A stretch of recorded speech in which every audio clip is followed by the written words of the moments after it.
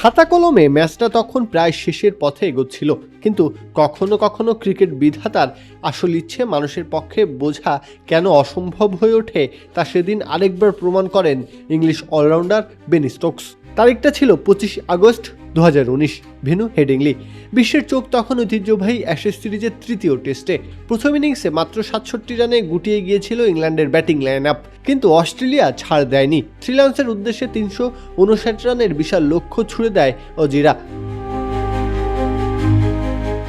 চতুর্থ দিনের সকালে ইংরেজদের মনে আশা জাগাচ্ছিলেন জো রুট কুল অ্যান্টিপারস্পিরেন্ট ডিওডোরেন্ট স্টিক, যা আপনাকে দেবে 24 ঘন্টা পর্যন্ত ঘাম থেকে সুরক্ষা, এবং বেন স্টোকস। তবে সম্ভাবনা জাগিয়েও ব্যক্তিগত 77 রানে রুট বিদায় নিলে গোটা স্টেডিয়ামে নেমে আসে পিন পতন নীরবতা। কিন্তু জনি বেয়ারস্টোকে নিয়ে লড়াই চালিয়ে যান স্টোকস। দুজনে 86 রানের এক দুর্দান্ত জুটি গড়ে ইংলিশদের আবার স্বপ্ন দেখাতে থাকেন। তবে বেয়ারস্টো 36 রানে ফিরে যেতেই যেন বালির বাঁধের মতো ভেঙে পড়ে ইংল্যান্ডের lower batting order. Josh Butler 1 run করে আউট হন স্টোকসের সাথে ভুল বোঝাবুঝিতে। ক্রিস ওকস, জোফরা আর্চার আর স্টুয়ার্ট ব্রডও সাজঘরের পথ ধরেন একে একে। আর্চার বাদে আর কেউই 2 অঙ্কের রানের ঘর ছুঁতে পারেননি। 286 রানে 9 উইকেট হারিয়ে ইংল্যান্ড তখন দৃশ্যত ধ্বংসস্তূপ।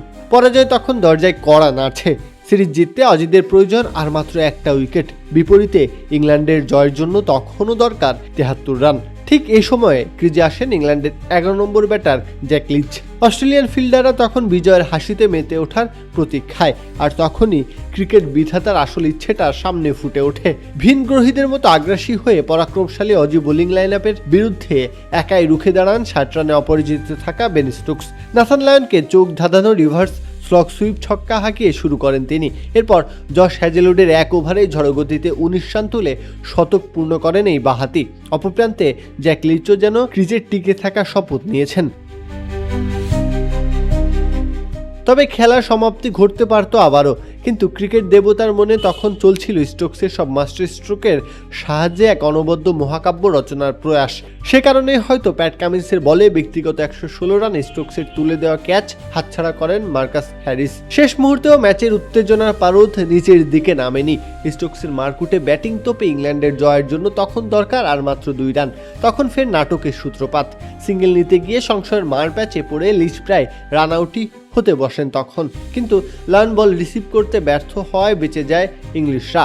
ঠিক পরের বলে স্টোকস পরিষ্কার লেগ বিফোরের থেকে রেহাই পান আবার। অজি অধিনায়ক টিম পেইন আগের রিভিউয়ের কোটা শেষ করে ফেলায় হেডিংলিতে ভাগ্যের দেবী যেন নিজ হাতে এঁকে দেন ইংল্যান্ডের জয়ের দৃশ্য। অবশেষে 126তম ওভারের চতুর্থ বলে কামিন্সের অফ স্টাম্পের বাইরে করা বলকে সজোরে কাভার ড্রাইভের মাধ্যমে সীমানার বাইরে পাঠিয়ে স্টোকস ইংল্যান্ডের 1 উইকেটের জয় নিশ্চিত করেন। শেষ পর্যন্ত 219 বলে 11-4 ও 8 ছক্কার মারে 135 রানের অনবদ্য এক ইনিংস খেলে অপরাজিত থাকেন তিনি। ইতিহাস ছোঁয়ার ম্যাচটিতে শেষ উইকেটে স্টোকস আর লিচ মিলে স্কোরবোর্ডে যোগ করেন 76 রান, যাতে মাত্র 1 রানের অবদান ছিল লিচের। প্রত্যহ কাব্য, খেলা 71।